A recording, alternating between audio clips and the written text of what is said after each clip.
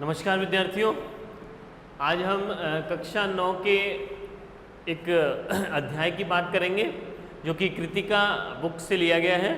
और कृतिका का एक चैप्टर है जिसका नाम है माटी वाली। ये एक कहानी है जिसके लेखक हैं विद्यासागर नौटियाल।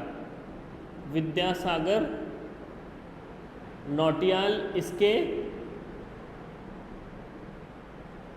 इस कहानी के लेखक हैं।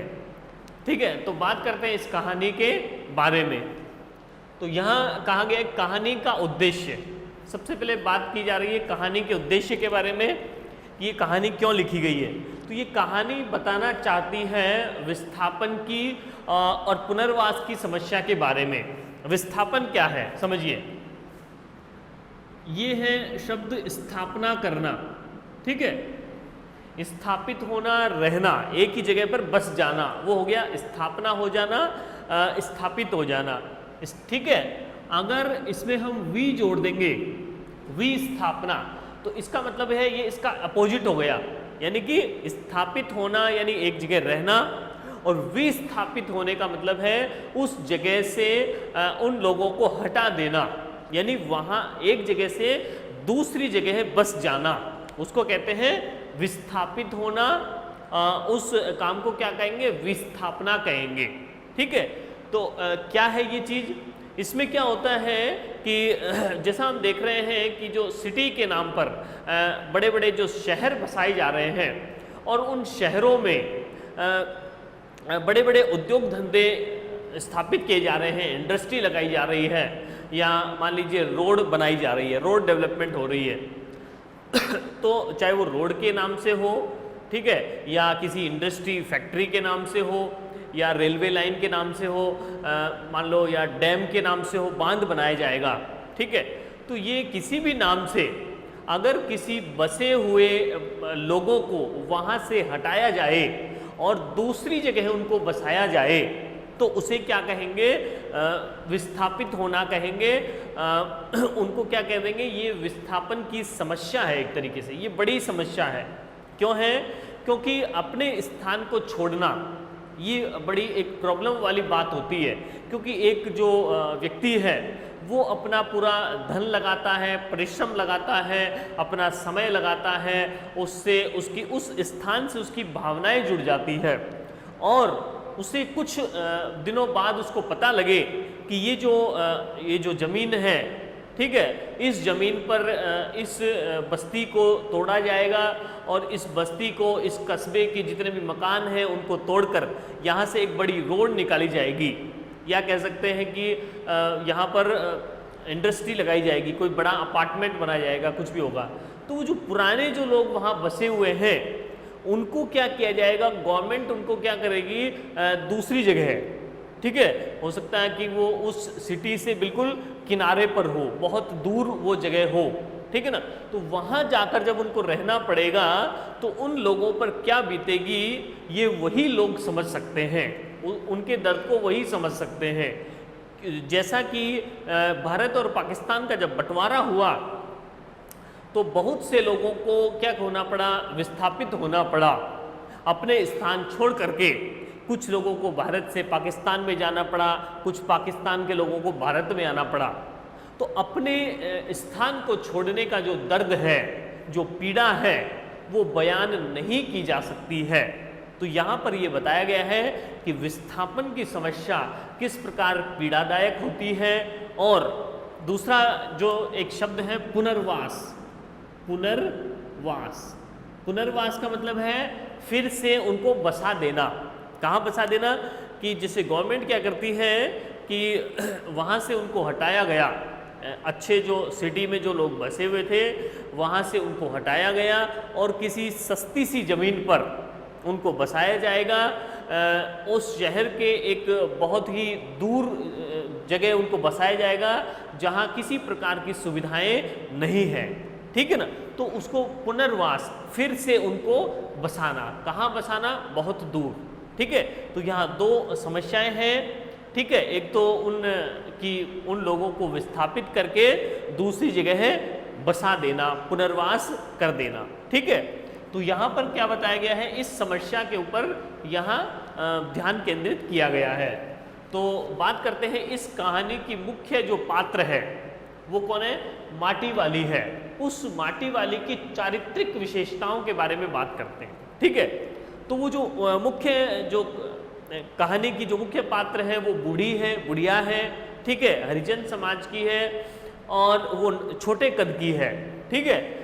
और उसमें क्या विशेषताएं बताई है लेखक ने कि वो मेहनती है। मेहनती किस प्रकार कि वो अपने घर से, अपनी जो झोंपड़ी है वो वहाँ से सुबह निकल जाती है और पूरे दिन भर वहाँ माटा खान जो है, मिट्टी जहाँ पर मिलती है उसको, उस माटा खान से वो मिट्टी खोदती है, ठीक है, और उसको खोद करके अपने कंटर में, अपने कनस्तर में, ठीक है, वो उसको भरती है, ठीक है। और वो भर करके फिर वापस वो अपने सिटी में आती है, शहर में आती है, टिहरी शहर में, और उस शहर में वो मिट्टी बेचती है, ठीक है। उसको सिटी के लोगों ने कुछ ऑर्डर दिया है तो वो उस के लिए वो मिट्टी सप्लाई करने का कार्य करती है, चिकनी मिट्टी वो सप्लाई करती है, ठीक है।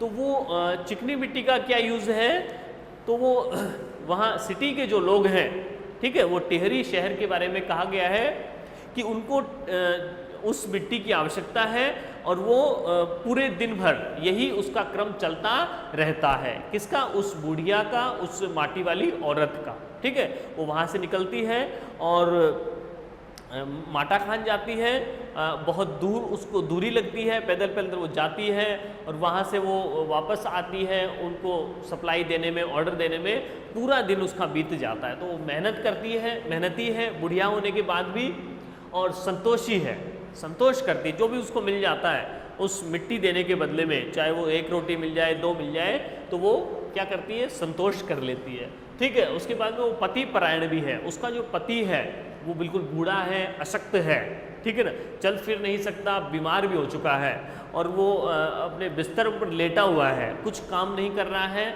और कह सकते हैं कि वो एक गट्ठर के समान हो गया है, ठीक है, एक बंडल के समान वो इतना सा हो गया है, ठीक है ना, उसमें जान नहीं बची है, ठीक है। तो वो उस पति की भी वो क्या कर रही है, देखरेख कर रही है। पति परायण है, वो संवेदनाशील है, ठीक है, संवेदनाएं हैं उसके अंदर, अपने पति के प्रति दयालु भाव की है, भावुक है और विचारशील है। तो इस प्रकार से ये माटी वाली की चारित्रिक विशेषताएं हमारे सामने रखी गई हैं, ठीक है। दूसरा है वृद्ध पति की दशा।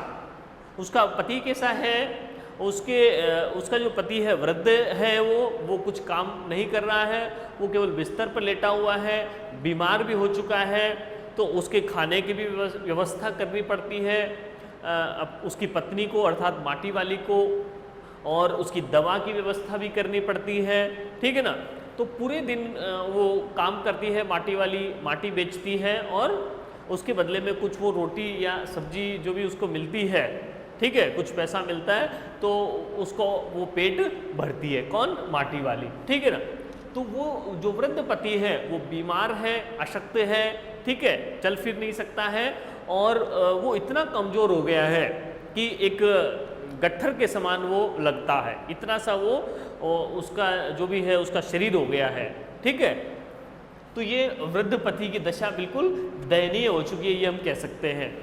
और फिर कहा गया है कहानी का कथानक।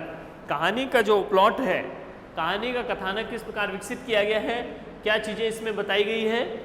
पहली तो हमने बात की कि विस्थापन की समस्या और पुनर्वास के बारे में यहाँ बताया गया है, ठीक है ना, कि कुछ लोगों को उनकी निवास स्थान से उनको हटाया जाता है तो उनको विस्थापन कहते हैं, और दूसरी जगह उनको बसाया जाता है उसे पुनर्वास कहते हैं, ठीक है। तो ये समस्या यहाँ बताई गई है। ये समस्या किस प्रकार से है कि अपनी जगह को अपने स्थान को छोड़ना, उस स्थान से हमारा जुड़ाव होता है और उस स्थान को छोड़ना हमारे लिए एक प्रकार से मृत्यु के समान है। और उन लोगों के लिए ये और भी ज़्यादा पीड़ादायक हो सकता है कि जिनके पास उन जमीन के, अपने प्लॉट के कोई डॉक्यूमेंट्स भी नहीं हैं। जैसे कि हम एग्जांपल लेते हैं कि जो माटी वाली थी, उस माटी वाली के पास में उस अपने मकान के जो उस कागज कुछ भी नहीं थे, कागजात उसके पास नहीं थे। क्यों नहीं थे? क्योंकि जो माटी वाली थी वो अपने एक झोंपड़ी पर वो रहती थी, और वो झोंपड़ी कहाँ बनी हुई थी? वो झोंपड़ी एक ठाकुर की जमीन पर बनी हुई थी, ठीक है ना। तो यानी उसका कुछ भी नहीं था, वो उस जमीन की मालिक नहीं थी, ठीक है। तो वो कच्ची सी झोंपड़ी थी, और वो जमीन किसकी थी? ठाकुर की जमीन पर वो झोंपड़ी बनी हुई थी, ठीक है ना। और ठाकुर उससे किराया लेता था, उसके बदले में कोई उससे काम करवाता था, मजदूरी करवाता था, ठीक है, उसकी किराए के बदले में। तो उसके पास कुछ भी डॉक्यूमेंट्स नहीं था, ठीक है ना। तो लोगों को, तो दूसरे जो लोग थे उनको क्या हुआ? उनको तो ज़मीन मिल जाएगी, ठीक है ना। मान लीजिए 100 रुपये की ज़मीन है तो उसको 50 रुपये की मिल जाएगी, जिनके पास डॉक्यूमेंट्स हैं, यानी हम इस ज़मीन के मालिक हैं।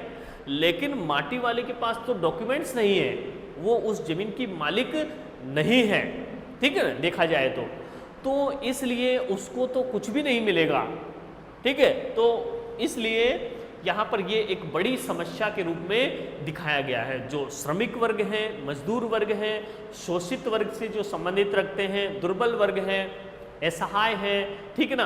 तो उन लोगों के बारे में यहाँ बताया गया है कि वो किस प्रकार अपना आजीविका चलाएंगे, किस प्रकार वो सरवाइव करेंगे। यहाँ एक बड़ी समस्या उभर कर आती है। माटी वाली का कष्टमय जीवन, और उसका जीवन कैसा गुजर रहा है, उसको ना तो सरकार से कोई मदद उसको मिल रही है, ठीक है। वो अपनी आजीविका चलाने के लिए वो खुद ही क्या हो रही है? आत्मनिर्भर है वो, ठीक है। वो क्या कर रही है? बूढ़ी हो चुकी है, वो भी परेशान है, और उसके ऊपर अपने पति की भी जिम्मेदारी है। तो वो इस प्रकार वो क्या कर रही है? इस प्रकार उसका कष्ट से युक्त उसका जीवन गुजर रहा है।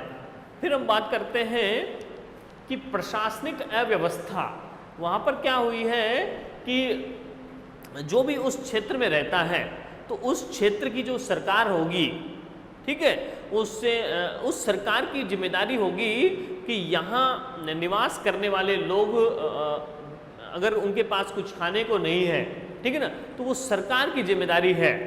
जनता, आम जन की रहने की, खाने की जिम्मेदारी किसकी है? सरकार की, क्योंकि ये लोकतंत्र है, ठीक है।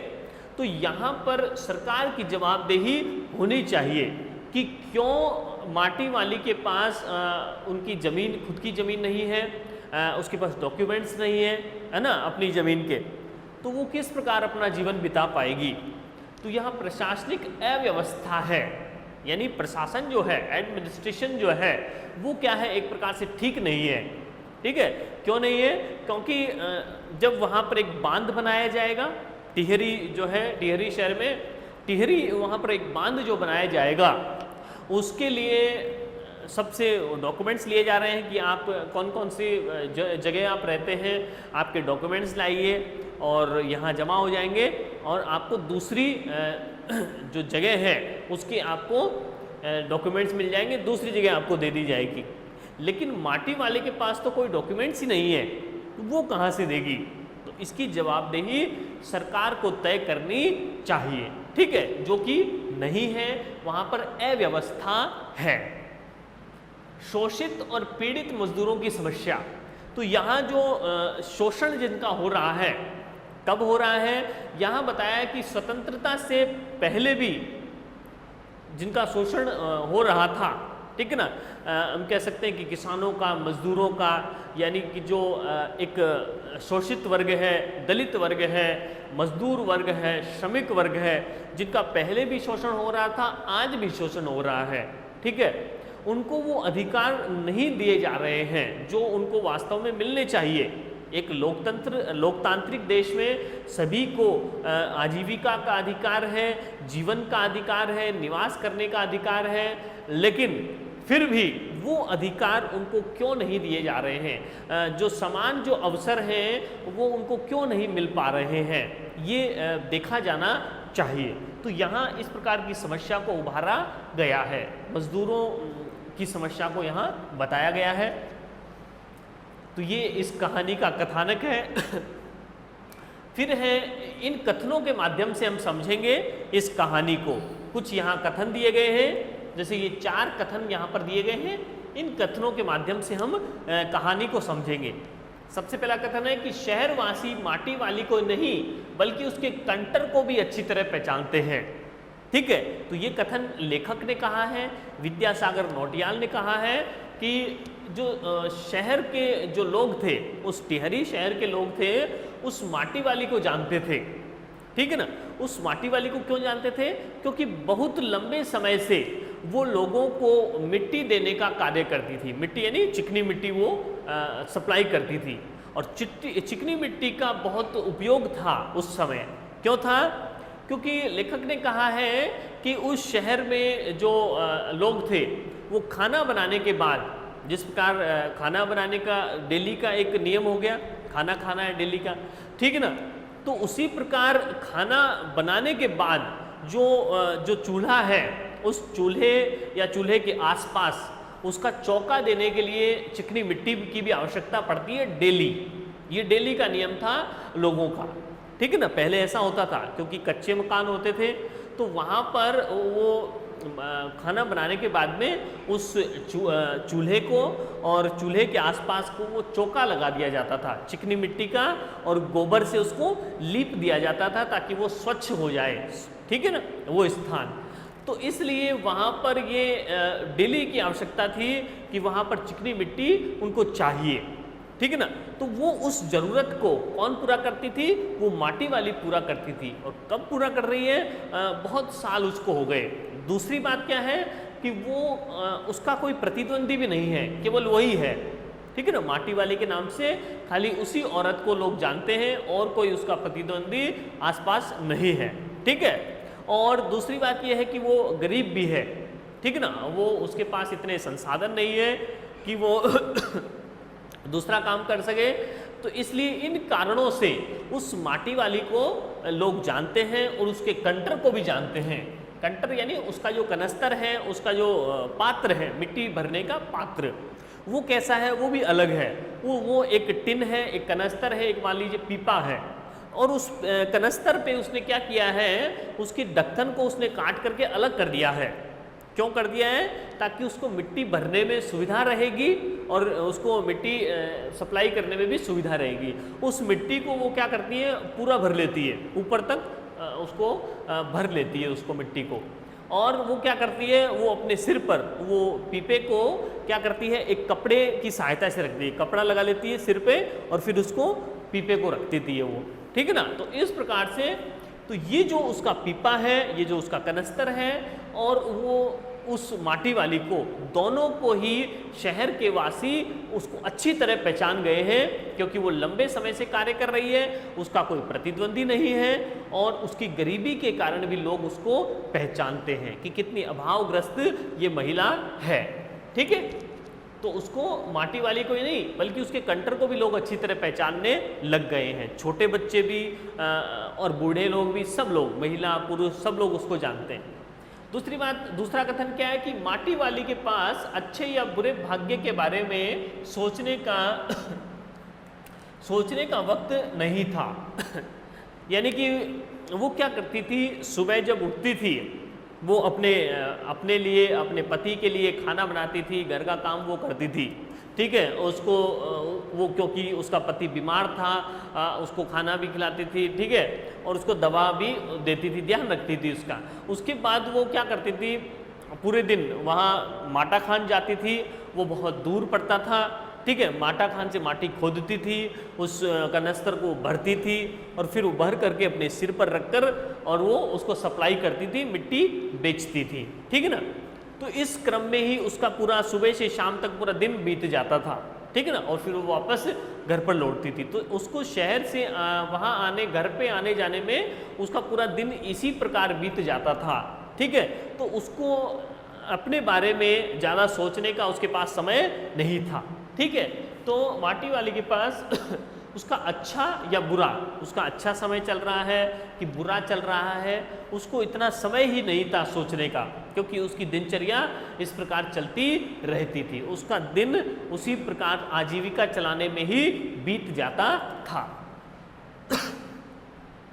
भूख अगला पंक्ति क्या है, अगला कथन क्या है कि भूख मीठी की भोजन मीठा।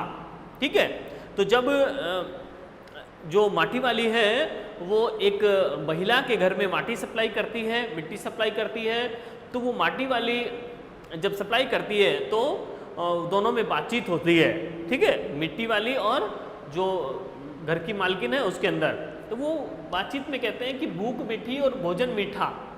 इसका क्या अभिप्राय है कि भोजन का कोई महत्व नहीं होता है, भोजन चाहे मीठा हो चाहे खट्टा हो, किसी प्रकार का हो, चाहे बासी भोजन भी हो। ठीक है ना, तो भोजन का महत्व नहीं होता बल्कि भूख का महत्व होता है। अगर मनुष्य को भूख लगी हो तो वह बासी भोजन को भी स्वादिष्ट मानकर उसको ग्रहण कर सकता है, उसको खा सकता है आराम से, कोई उसमें कमी नहीं निकालेगा। लेकिन यदि उसको भूख ही नहीं है, पेट उसका भरा हुआ है, तो वो स्वादिष्ट भोजन में भी कमियां निकालेगा, 10 कमियां निकालेगा कि मुझे अच्छा नहीं है, वो नहीं है।